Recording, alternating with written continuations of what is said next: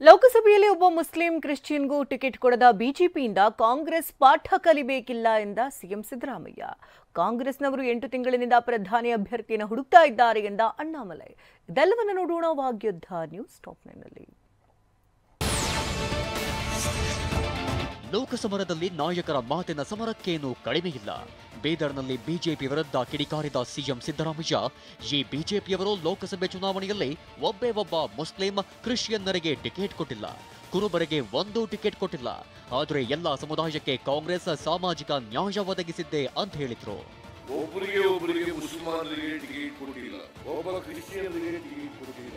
ಅಷ್ಟೇ ಅಲ್ಲ, ಕುರುಬರಿಗೆ ಒಂದು ಟಿಕೆಟ್ ಕೊಟ್ಟಿಲ್ಲ, ಮರಾಠದವರಿಗೆ ಒಂದು ಟಿಕೆಟ್ ಕೊಟ್ಟಿಲ್ಲ. ನಾನು ಯಾಕೆ ಈ ಮಾತು ಹೇಳ್ತಾ ಇದ್ದೀನಿ ಅಂದ್ರೆ, ಬಿಜೆಪಿಯವರು ಸಾಮಾಜಿಕ ನ್ಯಾಯದಲ್ಲಿ ನಂಬಿಕೆ ಇಲ್ಲದೆ ಇರತಕ್ಕಂಥವ್ರು, ಸಾಮಾಜಿಕ ನ್ಯಾಯಕ್ಕೆ ವಿರುದ್ಧವಾಗಿರ್ತಕ್ಕಂಥವ್ರು. ಕಾಂಗ್ರೆಸ್ ಭ್ರಷ್ಟಾಚಾರದ ಪಕ್ಷ ಎಂದ ಮೋದಿ, ಅಮಿತ್ ಶಾ ವಿರುದ್ಧ ಎಐಸಿಸಿ ಅಧ್ಯಕ್ಷ ಮಲ್ಲಿಕಾರ್ಜುನ ಖರ್ಗೆ ಗುಡುಗಿದ್ರು. ಬೀದರ್ನಲ್ಲಿ ಮಾತನಾಡಿದ ಖರ್ಗೆ, ಮೋದಿ ನಿಮ್ಮ ಉಬ್ಬಿದ ರಕ್ತನಾಳಗಳ ಸಮಸ್ಯೆಗೆ ಎವಿಸ್ ಆಸ್ಪತ್ರೆಯಲ್ಲಿ ಕೇವಲ 30 ನಿಮಿಷದ ಲೇಸರ್ ಚಿಕಿತ್ಸೆಯೊಂದಿಗೆ ಮುಕ್ತಿ ಹೊಂದಬಹುದು. ಹೆಚ್ಚಿನ ವಿವರಗಳಿಗಾಗಿ ಸಂಪರ್ಕಿಸಿ 8088837300. ಅಮಿತ್ ಶಾ ಕಾಂಗ್ರೆಸ್ ಅನ್ನ ಭ್ರಷ್ಟಾಚಾರದ ಪಕ್ಷ ಅಂತಾರೆ. ಆಗ್ಲಿ ಇದನ್ನ ಜನರ ಮುಂದೆಡೆ ನಿಮ್ಮನ್ನ ಯಾರು ತಡೆದಿದ್ದಾರೆ ಅಂತೆಲ್ಲ ಗರಂ ಮಾತರು. ये सब लोग बीजेपी में जो जा रहे हैं, डरा डरा के मोदी और शाह ले रहे हैं. क्यों? करप्ट है. कांग्रेस में रहने वाले करप्ट है, दूसरे पार्टी में रहने वाले सब करप्ट है. हाँ भाई, ठीक है, वो करप्ट है ना, जेल में डालो. तुमको कौन रोका है? उनको क्या शिक्षा देना कानून के तहत आप उनको शिक्षा दो, लेकिन उनको तुम्हारे पास क्यों ले रहे? ಕಲಬುರಗಿಯಲ್ಲಿ ಸಿಎಂ ಸಿದ್ದರಾಮಯ್ಯ, ಬಿಜೆಪಿಯವರೇ ನೀವು ಸುಳ್ಳು ಹೇಳೋದನ್ನ ಬಿಡಿ, ಜನರು ನಂಬೋದಿಲ್ಲ, ನೀವು ಸುಳ್ಳುಗಾರರು ಅಂತ ಜನರಿಗೆ ಗೊತ್ತಿದೆ. ಪ್ರಧಾನಿ ಮೋದಿಯಷ್ಟು ಸುಳ್ಳು ಹೇಳೋರು ಯಾರೂ ಇಲ್ಲ ಅಂತ ಕೌಂಟರ್ ಮೇಲೆ ಕೌಂಟರ್ ಕೊಟ್ಟಿದ್ದಾರೆ.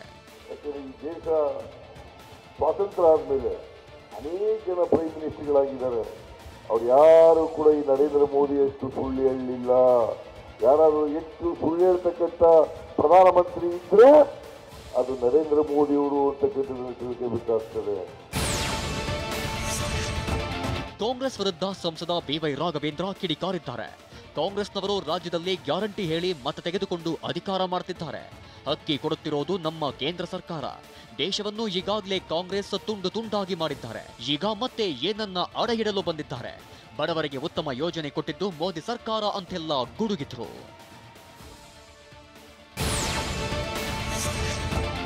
ನರೇಂದ್ರ ಮೋದಿಗಿಂತ ದೊಡ್ಡ ಲೀಡರ್ ಯಾರೂ ಇಲ್ಲ. ಮೋದಿ ವಿಶ್ವನಾಯಕನಾಗಿ ಬೆಳೆದಿದ್ದಾರೆ ಎಂದು ಅಣ್ಣಾಮಲೈ ಹೇಳಿದ್ರು. ಶಿವಮೊಗ್ಗದ ಭದ್ರಾವತಿಯಲ್ಲಿ ಮಾತನಾಡಿದ ತಮಿಳುನಾಡು ಬಿಜೆಪಿ ಅಧ್ಯಕ್ಷ ಅಣ್ಣಾಮಲೈ, ಪ್ರಧಾನಿ ಕುರ್ಚಿಗೆ ಘನತೆ ಇದೆ, ಮಕ್ಕಳು ಆಡುವ ವಸ್ತುವಲ್ಲ. ವಿಪಕ್ಷಗಳು 8 ತಿಂಗಳಿಂದ ಪ್ರಧಾನಿ ಯಾರಾಗಬೇಕೆಂದು ಹುಡುಕಾಡ್ತಿದ್ದಾರೆ ಅಂತ ಲೇವಡಿ ಮಾಡಿದ್ರು. ನಾವು ನೋಡುವಾಗ ಪ್ರಧಾನ ಮಂತ್ರಿ ಚೇರ್ ನಲ್ಲಿ ಕೂರ್ಲಿಕ್ಕೆ ಒಂದು ಯೋಗ್ಯತೆ ಇರಬೇಕು. ಆ ಮನುಷ್ಯಕ್ಕೆ ಒಂದು ತಾಕತ್ತು ಇರಬೇಕು. ಇದೇದೋ ಒಂದು ಸ್ಕೂಲ್ದಲ್ಲಿ ಆಟ ಆಡುವ LKG UKG ಮಕ್ಕಳು ಕೆಲಸ ಇದೆ. ಇವತ್ತು ಇಂಡಿಯಾ ಅಲಯನ್ಸ್ ನೋಡುವಾಗ ಅವರೆಲ್ಲರೂ ಕೂಡ ಪ್ರಧಾನ ಮಂತ್ರಿ ಆಸೆ ಇದೆ. 8 ತಿಂಗಳಾಗಿ ಹುಡುಕ್ತಾ ಇದ್ದಾರೆ. ಕೌನ್ ಬನೇಗಾ ಕ್ರೋರ್ಪತಿ ಒಂದು ಹೆಸರಿತ್ತು. ಇವಾಗ ಇಂಡಿಯಾ ಅಲಯನ್ಸ್ ಹೆಸರೇನು? ಕೌನ್ ಬನೇಗಾ ಪ್ರಧಾನ ಮಂತ್ರಿ. ಆ ತರ 8 ತಿಂಗಳು ಹುಡುಕ್ತಾವೇ ಇದ್ದಾರೆ. ಡಿಸಿಎಂ ಡಿಕೆ ಶಿವಕುಮಾರ್ ಅವರನ್ನ ಸಿಎಂ ಆಗೋಕೆ ನಾವೇನ್ ತಡೆದಿದ್ದೀವಾ ಅಂತ ಬಿಜೆಪಿ ಶಾಸಕ ಅಶ್ವಥ್ ನಾರಾಯಣ ಕಾಲೆಳೆದಿದ್ದಾರೆ. ಬೆಂಗಳೂರಿನಲ್ಲಿ ಮಾತನಾಡಿದ ಮಾಜಿ ಸಚಿವ, ಅವರು ಸಿಎಂ ಆಗೋಕೆ ಅವರ ಪಕ್ಷವನ್ನ ಅಧಿಕಾರಕ್ಕೆ ತಂದಿದ್ದಾರೆ. ಇದು ಲೋಕಸಭೆ ಚುನಾವಣೆ. ಡಿಕೆ ಶಿವಕುಮಾರ್ ಏನಾದ್ರೂ ಪ್ರಧಾನಮಂತ್ರಿ ಆಗುತ್ತಿದ್ದಾರಾ? ನಿಮ್ಮಂತವರನ್ನ ಕರೆದುಕೊಂಡು ಬಂದು ಎಲ್ಲೂ ಬಿಟ್ಟು ಬಿಟ್ಟರೆ ಏನಾಗಬಹುದು ದೇಶದ ಕತೆ ಅಂತೆಲ್ಲ ಲೇವಡಿ ಮಾಡಿದ್ದಾರೆ. ಇದು ವಿಧಾನಸಭೆ ಚುನಾವಣೆ. ಲೋಕಸಭೆ ಚುನಾವಣೆಯಲ್ಲಿ ಏನಾದ್ರು ಪ್ರಧಾನಮಂತ್ರಿ ಆಗ್ತಿದ್ದಾರೆ ಡಿ ಕೆ ಶಿವಕುಮಾರ್? ಏನೋ ಪ್ರಧಾನಮಂತ್ರಿ ಆಗಂಗಿದ್ರೆ ಹೇಳಿ. ಇಲ್ಲಿ ಆಗ್ತಿರೋದು ಲೋಕಸಭೆ ಚುನಾವಣೆ. ಲೋಕಸಭಾ ಚುನಾವಣೆಗೂ ವಿಧಾನಸಭಾ ಚುನಾವಣೆಗೂ ಏನ್ ಸಂಬಂಧ? ಇವನ್ನೇನು ಮುಖ್ಯಮಂತ್ರಿ ಆಗ್ಲಿಕ್ಕೆ ನಾವೇನಾರು ಅಡ್ಡ ಬಂದಿದೀವ?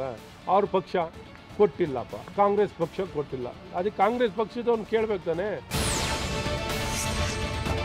ಕಾಂಗ್ರೆಸ್ ಪ್ರಣಾಳಿಕೆ ಕುರಿತು ಟ್ವೀಟ್ ಮಾಡಿದ್ದ ಬಿಜೆಪಿ ವಿರುದ್ಧ ಟ್ವಿಟರ್ ಖಾತೆ ವಿರುದ್ಧ ದೂರು ದಾಖಲಾಗಿದೆ. ಇದೇನೋ ಕಾಂಗ್ರೆಸ್ ಪ್ರಣಾಳಿಕೆಯೋ ಅಥವಾ ಮುಸ್ಲಿಂ ಲೀಗ್ ಪ್ರಣಾಳಿಕೆಯೋ ಅಂತ ಬಿಜೆಪಿ ಟ್ವೀಟ್ ಮಾಡಿತ್ತು. ಈ ಕುರಿತು FST ತಂಡ ಮಲ್ಲೇಶ್ವರಂ ಠಾಣೆಗೆ ದೂರು ನೀಡಿತ್ತು.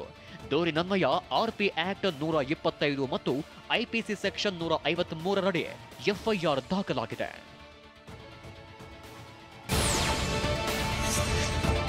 ಕಾಂಗ್ರೆಸ್ ಮತ್ತು ಬಿಜೆಪಿ ನಡುವೆ ಜಾಹೀರಾತು ಸಮರ ತಾರಕಕ್ಕೇರಿದೆ. ಸಿಎಂಗೆ ಮಹಿಳೆಯರು ಹಾಕಿದ್ದ ಟಿಕೆಟ್ ಹಾರವನ್ನೇ ಕಾಂಗ್ರೆಸ್ ಅಸ್ತ್ರವಾಗಿ ಬಳಸಿಕೊಂಡಿದೆ. ಚೊಂಬು ಕೊಟ್ಟ ಬಿಜೆಪಿಗೆ ಚೊಂಬೆ ಉಡುಗೊರೆ ಎಂದು ಜಾಹೀರಾತು ಹೊರಡಿಸಿದೆ. ಕಾಂಗ್ರೆಸ್ ಜಾಹೀರಾತುಗೆ ಕೌಂಟರ್ ಆಗಿ ಬಿಜೆಪಿ ಸಹ ಪ್ರತಿ ಜಾಹೀರಾತು ಹೊರಡಿಸಿದೆ. ಕೈ ಪಡೆಯನ್ನ ಕುಟುಕಿದೆ.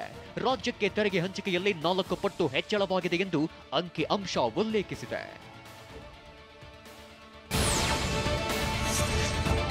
ಕಾಂಗ್ರೆಸ್ ಕೇಂದ್ರದಿಂದ ನಮಗೆ ಯಾವುದೇ ಅನುದಾನ ಬಂದಿಲ್ಲ, ಕೇಂದ್ರದಿಂದ ನಮಗೆ ಸಿಕ್ಕಿದ್ದು ಚೊಂಬು ಅಂತಿದ್ದಾರೆ. ಇದಕ್ಕೆ ರಿಯಾಕ್ಟ್ ಮಾಡಿರುವ ಬಿಎಸ್ ಯಡಿಯೂರಪ್ಪ, ಕಾಂಗ್ರೆಸ್ಸಿಗರು ತಾಳ್ಮೆಯಿಂದಾಗಿದ್ರೆ ಹಣ ಬಿಡುಗಡೆ ಆಗುತ್ತೆ ಅಂತ ನಯವಾಗಿಯೇ ತಿವಿದಿದ್ದಾರೆ. ಸ್ವಲ್ಪ ತಾಳ್ಮೆಯಿಂದಿದ್ರೆ ಹಣವೂ ಬಿಡುಗಡೆ ಆಗುತ್ತೆ, ಕೆಲಸನೂ ಮಾಡ್ಬೋದು. ಬರಗಾಲ ಇರೋದು ನಿಶ್ಚಿತ ನಮ್ಮ ರಾಜ್ಯದಲ್ಲಿ. ಇಂಥ ಭೀಕರ ಬರಗಾಲ ಇದ್ದಾಗ ಸಹಜವಾಗಿ ಪರಿಹಾರ ಕೊಡ್ತಾರೆ. 1-2 ದಿನ ಲೇಟ್ ಆಗ್ಬೋದು ಅಷ್ಟೇ.